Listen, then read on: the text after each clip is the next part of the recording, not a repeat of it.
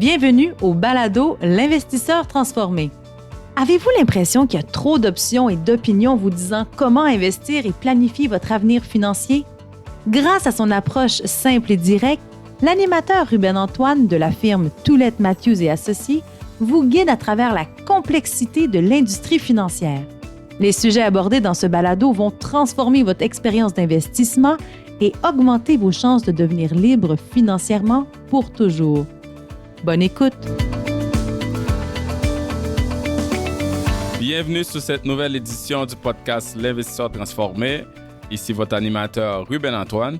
Et aujourd'hui, c'est la Saint-Valentin. Donc, on a un sujet spécial sur le thème d'aujourd'hui. On va parler du sujet de l'amour, mais vu que c'est un podcast financier, on va parler en fait de l'amour et l'argent. Donc, comment gérer ses finances dans les couples.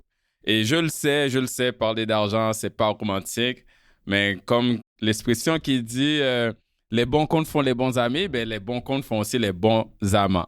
Et pour aborder ce sujet, je suis accompagné de deux co-animatrices, mes deux collègues Julie et Chloé. Bonjour Julie, bonjour Chloé. Bonjour. Bonjour! Donc vous deux, vous êtes des habitués du podcast et on va aborder le sujet, comme je disais tantôt, de la gestion de l'argent dans les couples. Puis on le sait, on veut le faire, ce sujet-là, parce que c'est un sujet qui concerne toutes les familles.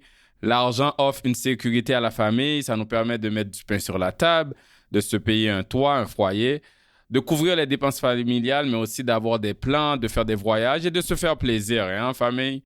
Donc, Julie, Chloé, pourquoi vous pensez que c'est un sujet important de parler d'amour et d'argent? Bien, on le sait, pour qu'un couple fonctionne bien, il faut avoir une vision commune par rapport à différents aspects de la vie personnelle, amoureuse et familiale. Mais s'ils ne partagent pas une vision financière générale globale, ça peut mener à des tensions et des frictions dans le couple, surtout dans l'environnement économique actuel marqué par l'inflation, des taux hypothécaires élevés et un haut niveau d'endettement des ménages. Donc, le sujet de l'argent est primordial à aborder dans un couple. Oui, et j'ajouterais que c'est un sujet très important parce que certaines statistiques montrent qu'environ 40% des mariages finissent en divorce au Canada et en moyenne, 25% de ces divorces sont dus à une raison financière. Oui, je suis d'accord. Puis l'argent, on le sait, c'est un sujet qui est tabou dans la société québécoise. Est-ce que tu penses que, Chloé, c'est en général tabou dans les couples aussi? Mais pas seulement un tabou, mais ça crée aussi un malaise car les gens n'aiment pas parler d'argent et en parler peut même créer des conflits dans certains couples, donc les gens l'évitent complètement. OK, puis tu as dit plus tôt, là, tu parlais de divorce, que 25% des divorces, soit un divorce sur 4, est dû à une cause financière. Oui. Quelles sont les principales raisons de conflit dans les couples par rapport à l'argent? Mais les conflits financiers surviennent souvent en raison de différences dans les habitudes de dépenses et les priorités financières comme épargner pour une maison ou dépenser pour des loisirs. Puis il est fréquent que les couples aient des attitudes divergentes envers l'épargne, le budget et les objectifs financiers à long terme, ce qui entraîne des désaccords sur la gestion de l'argent. Oui, je suis d'accord avec Chloé, car il ne faut pas oublier que les finances touchent directement à la sécurité et aux valeurs personnelles. Les désaccords peuvent aussi découler de contributions inégales aux dépenses communes, de dettes non divulguées ou d'un manque de communication sur les attentes de chacun. Exact. Donc, toutes ces diverses raisons-là que vous avez toutes les deux mentionnées, ça supporte pourquoi on pense que c'est crucial d'aborder ce sujet-là de la gestion de l'argent en couple sur le podcast. Puis, ce que je pense qui va rendre notre discussion intéressante, c'est que nous venons tous les trois de générations différentes qui se suivent. Donc, la génération X, les millénarios et la génération Z. Donc, la raison pourquoi je mentionne les générations, en fait, c'est qu'en général, on peut voir certaines tendances sur la façon de gérer de l'argent dans les couples selon les générations. Par exemple, dans le temps de nos parents, les gens mettaient tout en commun dans un seul compte et toutes les dépenses familiales et personnelles étaient payées de ce même compte-là. Ce type d'approche-là, il est de moins en moins répandu, mais le but de l'épisode d'aujourd'hui, c'est justement de parler des différentes approches de gestion financière dans les couples, des avantages et inconvénients de chaque approche, puis laquelle nous pensons pourrait convenir à la majorité des couples. Donc, nous allons aussi donner de la perspective pour aider les gens à prendre les meilleures décisions ensemble en tant que couple. Laisse-moi commencer par avoir votre opinion, Julie et Chloé, à propos de deux questions qui sont quand même ancrées dans les croyances populaires. Donc, je vais commencer avec la première. En général, je vous demande qui s'occupe de l'argent dans le couple? Mais moi, je pense que ça dépend. C'est plus celui dont le métier se rapproche le plus, soit comptable ou quelqu'un qui travaille plus dans les finances. Oui, aussi, je dirais, ça peut être aussi la personne qui a un intérêt pour les finances ou qui est plus organisée de nature ou qui a plus de temps pour s'en occuper. OK. Donc, c'est pas nécessairement lié avec le genre ou le sexe, l'homme ou la femme. Mais je vais aller avec ma deuxième question là, qui circule là, dans la croyance populaire pour avoir votre opinion. En général, entre l'homme et la femme, là, si on regarde ça comme ça, qui dépense le plus l'argent dans le couple? Ouh. Oh, Ouais. on doit faire attention là. Il y a une perception générale que c'est la femme qui dépense plus. Mais c'est un mythe, Ruben, car ça dépend vraiment selon les situations et autant un homme qu'une femme peut être dépensier. Je pense aussi que pour certains couples, il peut y avoir une impression que c'est la femme qui dépense alors que c'est l'homme quand on regarde vraiment les chiffres ou vice-versa. Je vais vous donner un exemple. Si j'utilise des stéréotypes, on va dire que la femme va magasiner une fois de temps en temps durant l'année, alors que l'homme aime les voitures de luxe qu'il change aux 2-3 ans. À cause de la fréquence plus régulière de magasinage de la femme, le couple pourrait avoir le sentiment qu'elle dépense plus. Mais en réalité, la dépense est beaucoup moindre comparativement au coût de chaque voiture de haut de gamme que l'homme achète. Oui, je suis d'accord avec toi, Julie, qu'être dépensier n'est pas lié au genre ou au sexe. Puis ça peut être l'homme ou la femme parce que ça dépend vraiment de la relation personnelle avec l'argent. Puis cette relation se bâtit dès l'enfance en fonction du modèle familial, financier où on a grandi. On a tendance à suivre comment nos parents dépensaient ou économisaient, leurs croyances et les messages sur l'argent transmis par les parents, les valeurs financières que nous avons reçues de nos parents. C'est ça qui va déterminer si on est dépensier ou non, et non le genre ou le sexe. Oh, wow, OK. Là, vous avez déboulonné ce mythe-là et je suis très d'accord, hein, je vais le dire, messieurs, je pense qu'avec ces faits-là, on comprend très bien que c'est pas nécessairement les femmes les plus dépensières dans le couple. Puis, Julie, Chloé et moi, on travaille dans le monde financier, vous savez, donc on conseille des centaines de familles et on le voit aussi dans la réalité plusieurs fois des situations où c'est l'homme le plus dépensier et la femme, c'est l'économe, et vice-versa des fois. Donc, il faut vraiment arrêter avec cette croyance populaire-là non fondée que ce sont les femmes les plus dépensières. Je pense que ça règle ce cas-là. Mais en tout cas, on va se le dire, qu'importe qui épargne, qui gère l'argent ou la dépense, ce qui est important, c'est de trouver l'approche qui convient aux deux et de se mettre d'accord de la suivre. On parle de l'approche de comment gérer l'argent, justement, dans le couple. Donc, on va parler des différentes méthodes. Il y en a plusieurs, mais on va se concentrer sur les 4 plus répandues en général. Donc, la première, c'est la méthode de mettre tout en commun. La deuxième, c'est la méthode de tout séparer. Donc, c'est un peu chacun pour soi. La troisième, c'est la méthode de 50-50. Et la quatrième, c'est la méthode du prorata. Donc, on va commencer avec la première méthode, la méthode de mettre tout en commun. Julie, peux-tu nous dire de quoi il s'agit? Oui, cette méthode consiste à mettre tout l'argent en commun. Donc, les deux conjoints déposent leur paye dans le même compte bancaire conjoint et de là, ils payent toutes les factures. Donc, par exemple, l'épicerie, les achats pour les enfants, l'hypothèque, etc. Cependant, si l'un des deux partenaires doit faire une dépense personnelle, comme l'achat d'un vêtement ou sortir avec des amis, il utilise aussi ce même compte. Exact. Puis, pour ajouter là-dessus, si un des membres du couple, par exemple, a une promotion ou un gros bonus ou vient de faire un bon coup d'affaires, ça aussi, cet argent-là, inattendu, va aller dans le même compte. Parce qu'en général, avec cette méthode-là, la vision, c'est que le couple est une équipe qui a contribué directement ou indirectement à cette réussite de l'un d'entre eux. Puis là-dessus aussi, je regardais, il y a une étude de 2022 du American Psychology Association qui a révélé que les couples qui combinent leurs finances ont plus de chances de rester ensemble. Puis les couples qui gèrent leur argent séparé, ils ont plus de chances de se séparer.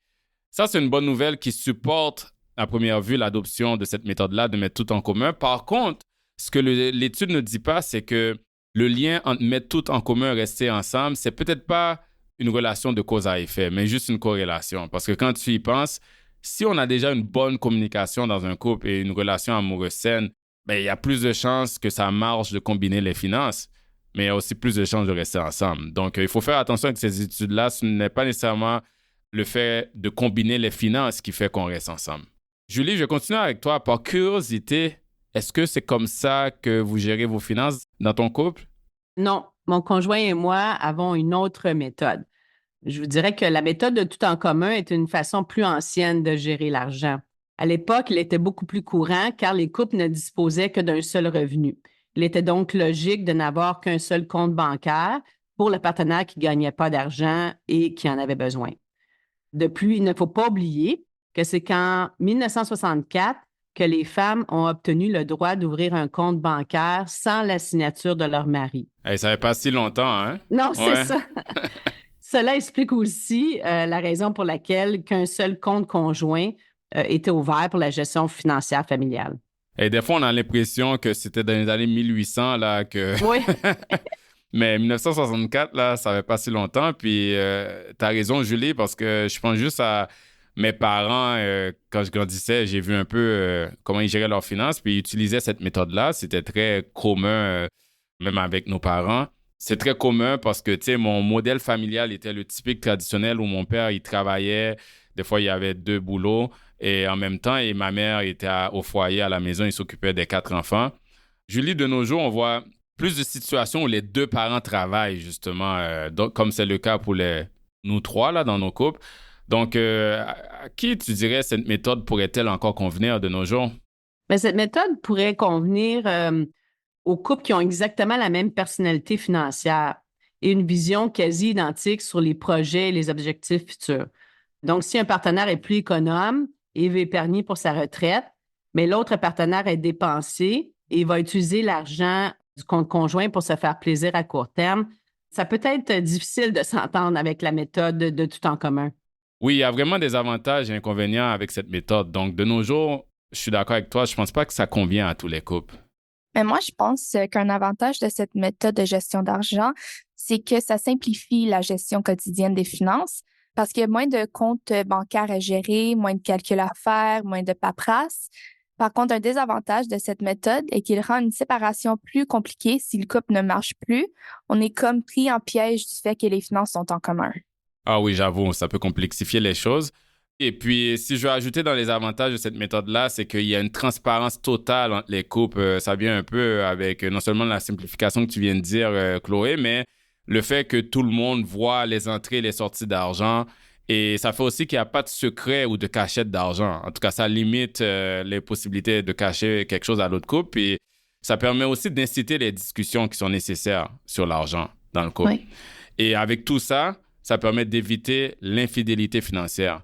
Avez-vous déjà entendu parler de ce type d'infidélité? Non? OK, c'est quand, en fait, quelqu'un fait des cachotteries financières à l'autre sur la présence de dettes élevées ou une faillite ou même des fois une dépendance qui peut avoir des répercussions financières de peur que l'autre nous juge ou que cela affecte le couple. Mais c'est aussi quand, par exemple, on ment sur le niveau des revenus. Tu sais, des fois, il y a un membre du couple qui fait un plus gros revenu mais qui ne le dit pas à l'autre ou qui dit un montant moins élevé. Ou quand, par exemple, un autre exemple d'infidélité financière, si un membre du couple est responsable de faire les investissements de la famille, puis a pris des risques, a subi des pertes et ne dit rien à l'autre. Donc, parfois, dans un couple établi, un dernier exemple, on peut se lancer dans des achats compulsifs sans le dire à l'autre, puis on dépense les fonds nécessaires, là, justement, pour les besoins de la famille. Donc, c'est sûr que quand on a un compte conjoint, puis on peut voir les rentrées et sorties d'argent, ben ça peut aider à limiter ce genre de risque d'infidélité financière. Mais ça a l'air de rien, mais écoute, c'est quand même commun. Hein? Aux États-Unis, selon une enquête de 2022, un couple sur 3 a déjà fait de l'infidélité financière. Donc, la méthode en commun aide à prévenir cela et ça, c'est un avantage lorsqu'il y a présence de défis ou de problèmes financiers dans un couple. Oui, mais un désavantage de cette méthode, c'est qu'elle peut créer des tensions si les habitudes de consommation sont très différentes. Comme les 2 partenaires peuvent voir toutes les dépenses effectuées, il est possible que des conflits surgissent si les partenaires ne sont pas d'accord sur ce qu'ils dépensent chacun. Par exemple, si l'un des partenaires achète une nouvelle paire de chaussures et que l'autre ne pense pas qu'il en a besoin, ça peut provoquer un conflit. Avec cette méthode, les 2 partenaires doivent définir très clairement leurs attentes en termes de dépenses et avoir une vision commune de la manière dont ils vont gérer leur argent. OK, donc la méthode tout en commun, avantage, c'est transparence et simplicité, permet de susciter les discussions, prévenir l'infidélité financière. Désavantage, ça peut créer des tensions si on n'a pas la même personnalité financière et ça complexifie les choses si on se sépare. Donc, passons à la deuxième méthode de gestion financière en couple, la méthode de tout séparer. Donc, Chloé, peux-tu nous en dire un peu plus? Oui, donc la méthode où tout est séparé est quand chaque personne se débrouille à payer leurs propres factures. Donc, cette méthode de gestion est beaucoup plus courante dans les nouvelles générations. La tendance de ces générations est de se protéger en gérant son argent séparément de son partenaire au cas où quelque chose ne fonctionnerait pas dans le couple. OK, mais Chloé, étant donné que tu es plus jeune que moi, je suis curieux, est-ce que c'est comme ça que tu gères l'argent dans ton couple? Non, dans mon couple, on sépare pas tout, mais dans mon entourage amical, c'est beaucoup plus courant de tout gérer séparément, les comptes bancaires, les dépenses et même les économies. OK, quels sont les avantages et inconvénients de cette méthode, Chloé? Les avantages de cette méthode sont que les deux partenaires ont accès à leur propre argent et ne courent pas le risque que l'autre partenaire provoque un conflit sur quoi l'argent a été dépensé, en autant que les dépenses dont ils sont responsables sont payées. Par contre, cette méthode qui se veut simple lorsque chacun paye ses factures, elle se complique quand il y a des dépenses communes. Donc, si c'est chacun pour soi, comment répartir le paiement pour les projets communs comme les imprévus dans la maison, un voyage, une rénovation, les dépenses des enfants? Un membre du couple peut vite se sentir désavantagé et cela peut créer des tensions. OK, donc en gros, cette méthode-là peut convenir aux jeunes qui commencent leur relation amoureuse alors qu'ils apprennent aussi sur eux-mêmes financièrement et en même temps, ils veulent garder une certaine indépendance pendant qu'ils apprennent sur l'autre. Cela peut aussi convenir à un couple qui sont ensemble plus longtemps mais qui ne vivent pas encore ensemble. Par exemple, ils ont chacun leur appartement, leur maison et qui n'ont pas de biens en commun. Donc, cette méthode-là serait justifiée pour ces situations-là. Mais le grand désavantage, Chloé, pour résumer le tout, c'est que cette méthode-là rend difficile la gestion de projets communs, mais aussi peut devenir injuste si les revenus sont inégaux. En fait, cela décourage même d'avoir des plans communs à long terme car chaque personne fait leur petite affaire de son côté. Exact. OK, on vient de parler de deux méthodes qui sont quand même dans chaque extrême. La première est de mettre tout en commun et la deuxième, dans l'autre extrême, est de mettre tout séparé. Donc, on comprend que les deux ne sont pas parfaits. Donc, est-ce que la solution, c'est d'utiliser la troisième méthode, la méthode où on coupe la poire en deux, la méthode 50-50, où toutes les dépenses sont partagées à part égale et chacun paye la moitié des factures familiales? Je te dirais non, Rubin, la solution, c'est pas vraiment une solution parce que la méthode 50-50 n'est pas toujours équitable car les revenus ou les dettes des partenaires peuvent être très différents. Et dans ces cas, cette méthode peut créer encore des frustrations. Par exemple, une personne avec un revenu beaucoup moindre que son conjoint, on va dire l'un gagne 40 000 par année et l'autre 100 000, payer la moitié des dépenses familiales peut constituer une grosse charge pour celui ou celle ayant le plus bas salaire. Tandis que cette même moitié pourrait être facile à payer pour le conjoint à plus haut revenu. La conséquence de ça, en plus des frustrations à court terme, comme on a déjà mentionné, c'est qu'à long terme, le conjoint avec le plus gros revenu pourra économiser beaucoup plus et donc la méthode 50-50 peut aussi créer une équité de richesse avec le temps. Oui, je suis d'accord avec toi, Julie. C'est là qu'il faut faire une différence entre 50-50 qui était une égalité, mais où ça serait inéquitable. Je dirais la seule situation où le 50-50 peut peut-être être approprié à salaire inégal est s'il y a un écart de patrimoine au début du couple, dû à un héritage, par exemple. Mais où celui avec le patrimoine élevé, là, qui a reçu l'héritage, est celui avec le plus bas revenu. Donc, des fois, la personne avec le plus haut revenu peut être dans une situation où cette personne-là n'a pas d'actifs, mais avec une bonne discussion et de la transparence et quand on s'entend dans le couple, là, donc on discute avec l'autre et un patrimoine plus élevé. Et puis là, on pourrait décider de partager les dépenses à part égale juste pour se rattraper au niveau des actifs et se bâtir un patrimoine. Donc, on fait ça jusqu'à un certain point avant de changer de méthode. Julie, sinon, est-ce qu'il y a d'autres avantages à cette méthode selon toi? Oui, cette méthode rend les choses simples en cas de séparation. On sépare tout en deux car on a payé tout à deux. Donc, pas de calcul compliqué à faire. Mais en général, pour être équitable à patrimoine similaire, cette méthode ne convient qu'aux couples ayant des revenus au même niveau ou très proches.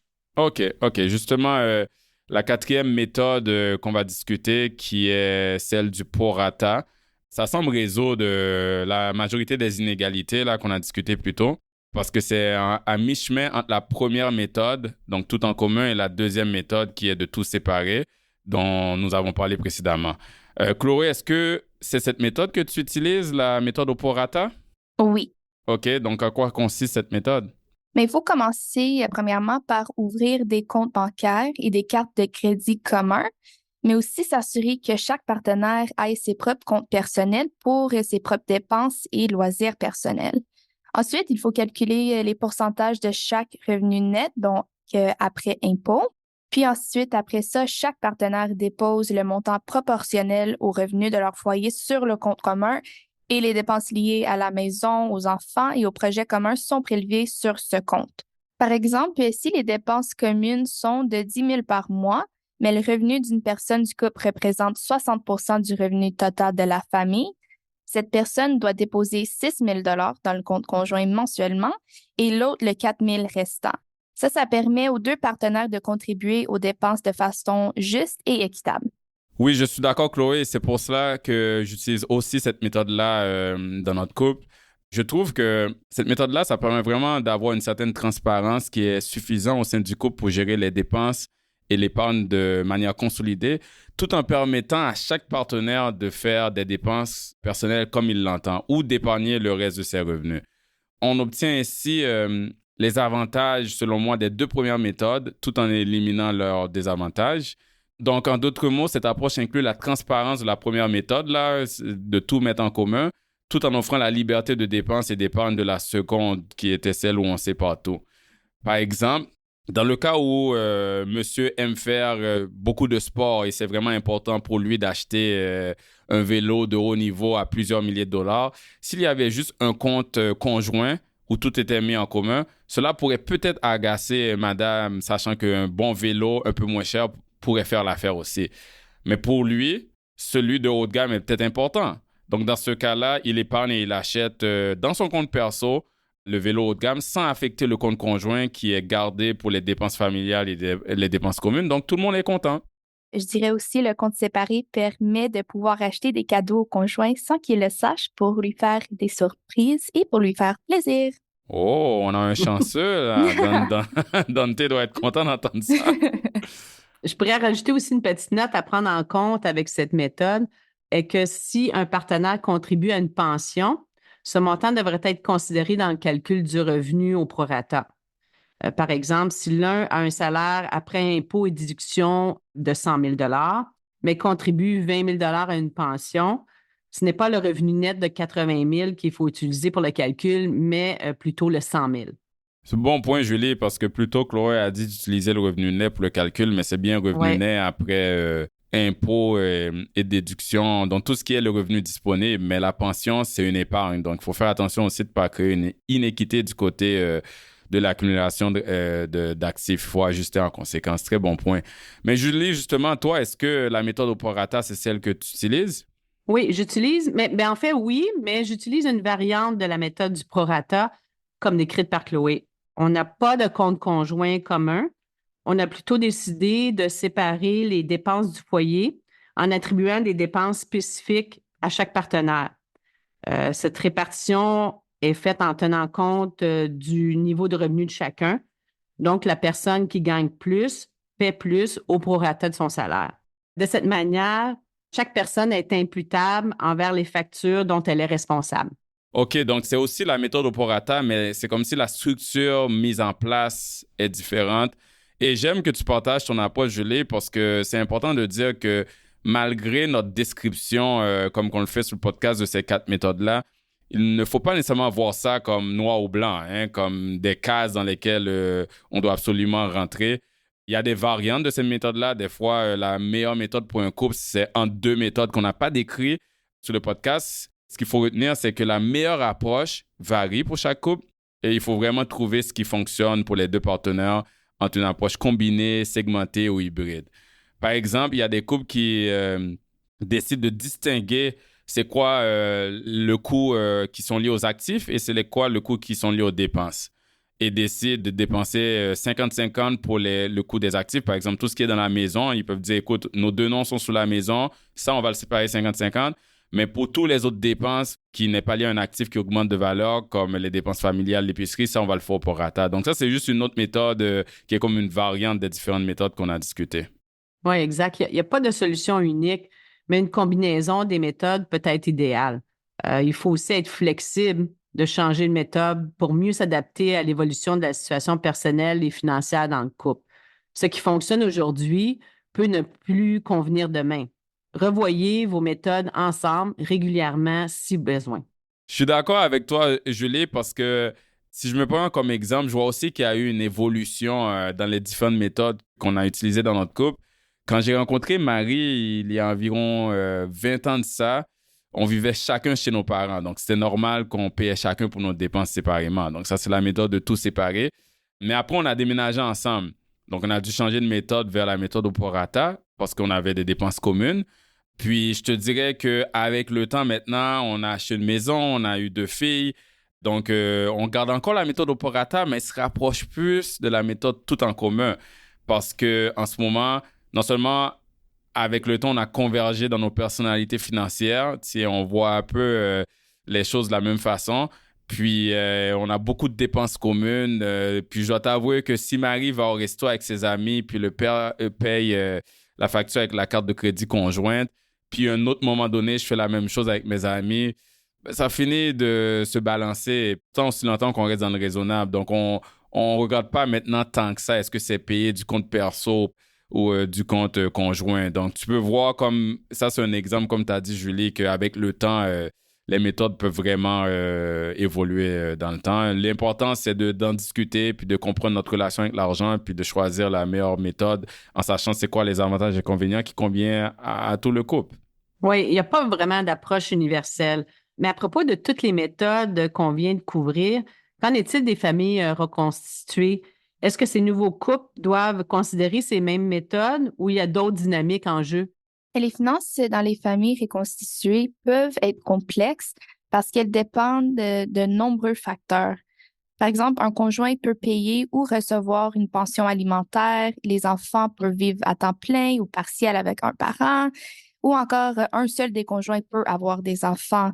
Donc, ces dynamiques peuvent rendre la gestion financière délicate et la méthode à adopter peut varier grandement par rapport aux 4 méthodes que nous avons discutées. C'est une très belle perspective, Chloé. Puis j'avoue que ça, c'est une situation un peu plus complexe, qu'on ne peut pas étendre trop sur ce podcast là-dessus. Ceci étant dit, on a donné beaucoup de perspectives par rapport aux 4 méthodes, avantages et inconvénients. Donc, on va conclure l'épisode. Avez-vous des conseils, un conseil aux couples qui cherchent à construire ensemble une base solide pour leur avenir financier? Si oui, ça serait quoi votre conseil? Mais je dirais, pour réussir à long terme avec l'argent dans votre couple, c'est vraiment important d'accepter les différences de chacun parce que tout le monde n'a pas les mêmes valeurs et les mêmes objectifs en matière d'argent. Puis reconnaître et respecter les valeurs financières de chacun est essentiel. Les couples devraient trouver des points communs, faire des compromis et d'être à l'aise à discuter l'argent dans le respect où les 2 partenaires se sentent entendus et compris. Oui, en fait, pour qu'un couple marche en général, on dit tout le temps, ça prend de la communication. Donc, une bonne communication ouverte est cruciale. Je suis d'accord, les couples devraient discuter régulièrement de leurs attentes financières, de leurs préoccupations, de leurs objectifs pour éviter les malentendus, puis de favoriser un dialogue financier sain, en fait. Donc, il ne faut pas hésiter de discuter de tout, hein? Combien tu gagnes? Qui paye quoi? Quelle est ta vision par rapport à l'argent? Quels sont tes projets? Comment tu gères l'argent, etc. Il ne faut pas garder ça en tête, il faut le partager avec l'autre. Ça va être inconfortable au début parce qu'on l'a dit plus tôt, l'argent peut être tabou, mais cette communication-là va vraiment réduire les sources de stress liées à l'argent dans votre relation et feront en sorte que tout le monde soit sur la même longueur d'onde. Oui, j'ajouterais aussi, en plus de la communication qui est la base, il faut être là l'un pour l'autre. J'ai vu des couples surmonter des pertes d'emploi ou des arrêts pour cause de maladie en se soutenant mutuellement, émotionnellement et financièrement. En se supportant l'un l'autre, ils ont réussi à surmonter le défi avec succès. Donc, en gros, là, en résumé, une bonne communication et un support mutuel, ça reste essentiel pour non seulement une relation amoureuse harmonieuse, on le sait, mais aussi pour la gestion des finances dans un couple. Donc, ce sont de vraiment merveilleux conseils de votre part à toutes les deux. Merci beaucoup, Julie et Chloé, d'avoir partagé votre perspective sur le sujet des couples et l'argent. Ça fait plaisir. Contente d'avoir participé à la conversation d'un sujet si important, Rubin. Parfait. Et à nos auditeurs, comme toujours, merci pour votre écoute et à la prochaine. On se revoit en mars sur le podcast L'Investisseur transformé. Merci. Vous venez d'écouter L'Investisseur transformé, animé par Ruben Antoine. Veuillez visiter le site web tma-invest.com pour vous abonner au balado, demander une copie gratuite du livre L'Investisseur transformé et pour en savoir plus sur la façon dont notre firme aide les investisseurs à atteindre leurs objectifs financiers. Merci. Les investissements et stratégies financières doivent être évalués en fonction de vos objectifs personnels. Les auditeurs doivent alors effectuer leurs propres recherches et consulter un conseiller dans le domaine avant de prendre des décisions sur leur placement et finances personnelles avec les informations fournies dans ce balado.